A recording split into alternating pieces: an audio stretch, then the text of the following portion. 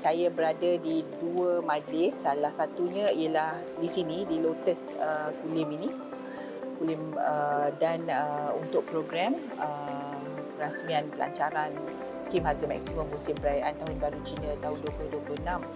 Jadi sempena Tahun Baru Cina, KPDN telah pun mengumumkan berkenaan dengan skim harga maksimum musim perayaan yang akan berlangsung selama 9 hari bermula pada hari ini, 13 hari bulan Februari sehinggalah 21 bulan Februari.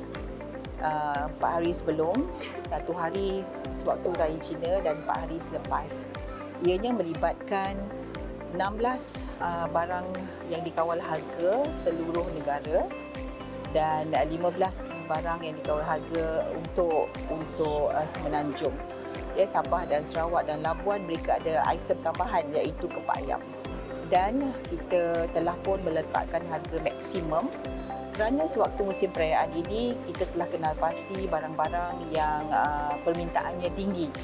Jadi apabila permintaannya tinggi, kemungkinan harga itu akan naik sebab demand and supply, itu isu demand and supply. Maka tanggungjawab KPDN untuk mengawal harga. Jadi kita menggunakan skim harga maksimum ini supaya tidak ada peniaga-peniaga yang mengambil kesempatan di atas musim perayaan di mana keperluan itu, permintaan itu tinggi di kalangan pengguna.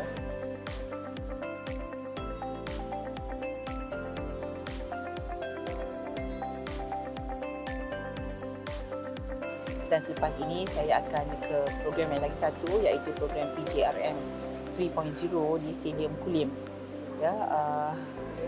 Jualan Rahmah Madani Premium.